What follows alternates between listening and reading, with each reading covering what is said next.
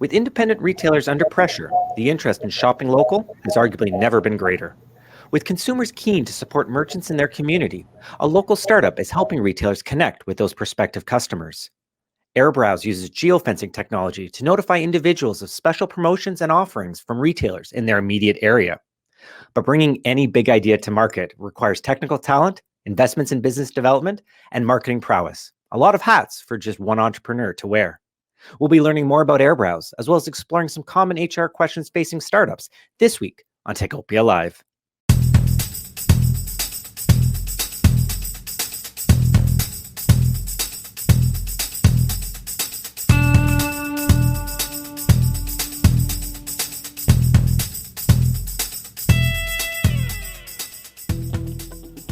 Welcome to Techopia Live. I'm Peter Kavesi from the Ottawa Business Journal, and I'm joined today by two fantastic guests.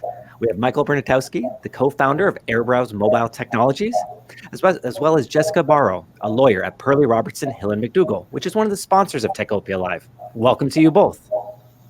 Thank you, Peter. Jessica, let's start with you.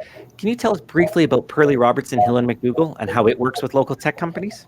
Sure, thank you. Perley-Robertson is a full-service firm, so we provide a variety of services. We've worked quite extensively with the tech community and in particular with tech startups.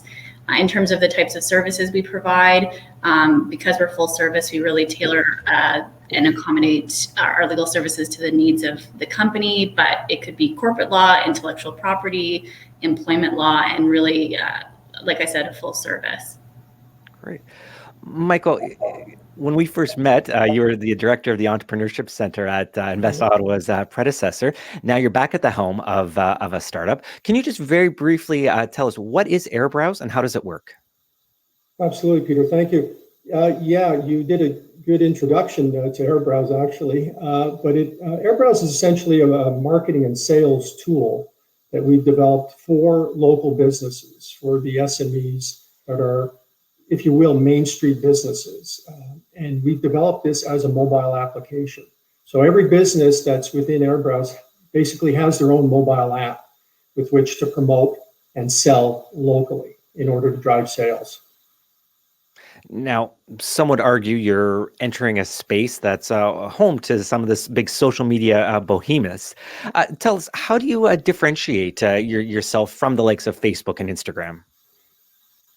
Yeah, sure, absolutely. We don't rely on social likes in terms of branding a business. We prefer to have sales coming into a business, and that's what we've been focusing on with Airbrows.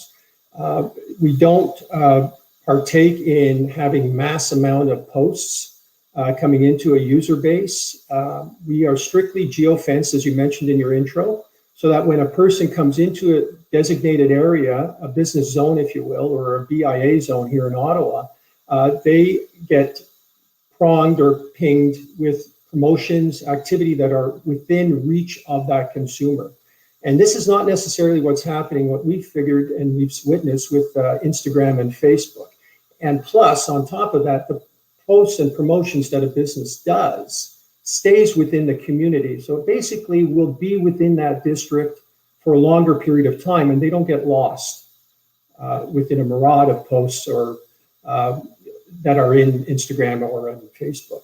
So your message doesn't get lost.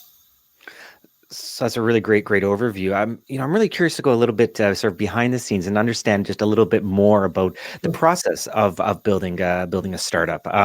Again, once you have that idea, of course, you need the technical development. You need those partnerships. You need the marketing. Tell us a little bit about your journey. Once you sort of had the idea for the company, how did you build out your team? How did you increase the bench strength to get the company to where it is now? Sure. Well, the good thing with starting out, what I would suggest with anyone is to get another partner and get a co-founder, so you're not alone in the journey. There's someone else that you bounce ideas with. And luckily, I have a business partner in Carol Lair, who has extensive experience with retail. She was a retailer for 25 plus years and had several businesses. So I gave a good insight as to what are the needs of the local businesses. What do they really need in today's world to help drive sales. So that was the first thing. And then we developed from there the concept of what is now Airbrowz through various iterations. But that was the main thing, was to get a good business partner that has experience that is different than mine, quite frankly.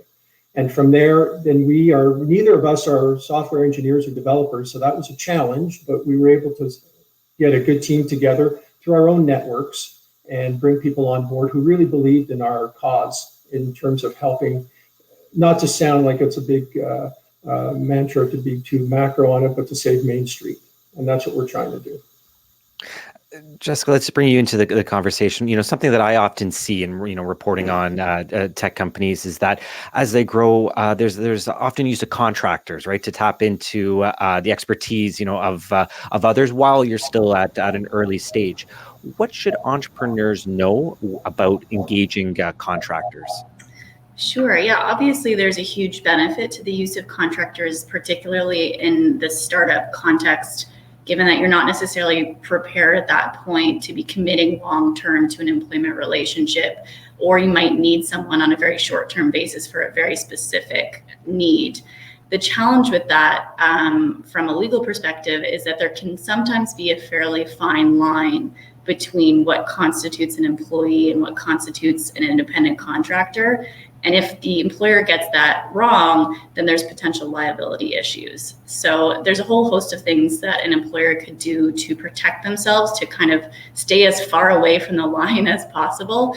But the top two that I would point out to employers is, number one, have a really strong contract in place.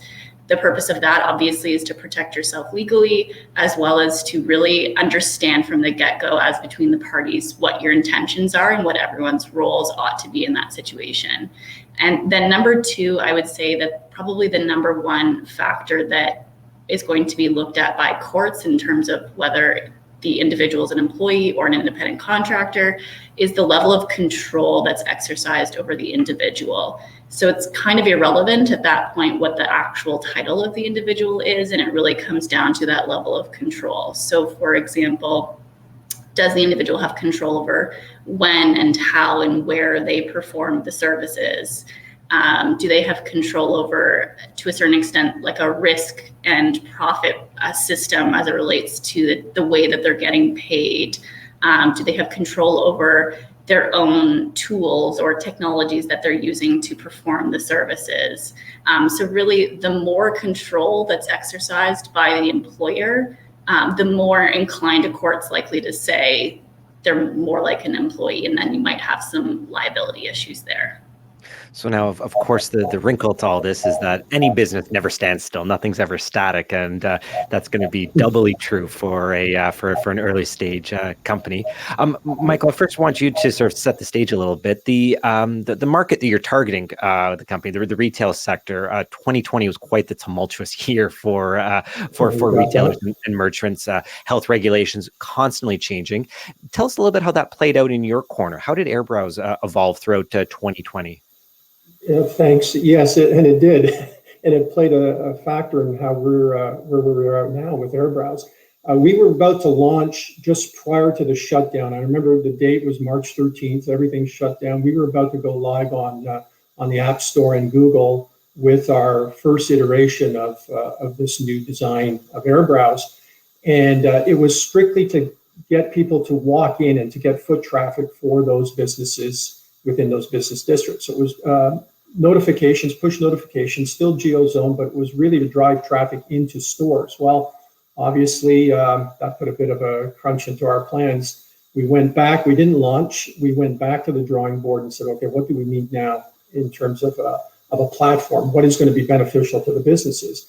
So we, over the course of a number of months and in the summer, we designed Airbrows to have not only the ability for business to allow people to come in and do a promotion or a campaign that draws people into the store, but they could also sell now via curbside and or online, fully online as an online store, all through the mobile app. Everything is done through the application of the business. So we had to go back to the drawing board and redesign this and redevelop it. We did talk with a lot of our business partners, the businesses they're on. They helped us along the way, of course. in terms of what should this design look like and what is going to be beneficial to them. And we launched basically just prior to Christmas. It took that long. But yeah, the COVID has not helped, and yet in another way, it's kind of reinforced the need for this buy and support local, which you don't often see on social media, because again, the social media platforms do not necessarily fit the buy, sell local. Jessica, let's get your perspective on that. In any fast-moving startup, there's a lot of great ideas coming to the surface. If a startup is using or does have some contractors on their team, what should an entrepreneur or business owner know to make sure all those great ideas, all that intellectual property stays within the company? Yeah, so like I said earlier, one of the number one ways an employer or a company can protect themselves is to have a really solid contract in place. And that's the same whether you're dealing with independent contractors or whether you're dealing with employees. And in both contexts, particularly in the context of tech companies, but truly all companies, really have to try to protect that technology that they're developing or whatever new ideas are flowing from the work. So in terms of independent contractors in particular, the contract really should be very clear about the nature of the service that's being provided, and in the context of that service, that any ideas or technologies or work that's being conducted by the contractor, the rights of that are really owned exclusively by the employer. And we definitely recommend that that type of provision be included in any contract, and particularly in the context of independent contractors, where it's a little bit more confusing, sort of where the ownership may lay. And so, yes, certainly in the context of independent contractors, that contract's going to be a little extra important. That's a great takeaway. Michael, we only have a moment left. So just to close, give us a bit of a look ahead to 2021. What can we expect to see and hear from Airbrows in the months ahead? Well, we're looking at, we currently have all of Ottawa zoned in terms of geo zones, and we're working with the businesses here in the business community here. We've started to move into the GTA. We do have a couple of businesses that are testing out our platform now, as well as Montreal. And what we hope to, by the end of the year, is to expand into other cities across Canada. Fantastic. Well, we're definitely looking forward to hearing more about those expansions in the month ahead. Thank you so much, Peter.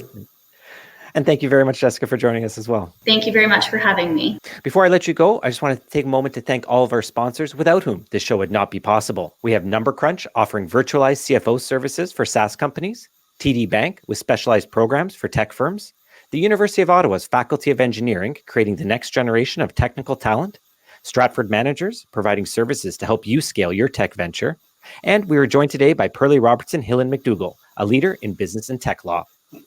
Techopia is not just this great show. We're posting news articles daily on obj.ca/Techopia. We're on social media at Techopia OTT. And if you are watching this on YouTube, please like, subscribe, and leave us a comment. I'm Peter Cavesi from the Ottawa Business Journal. Thank you so much for joining us, and we'll be back again in a couple of weeks with the next episode of Techopia Live.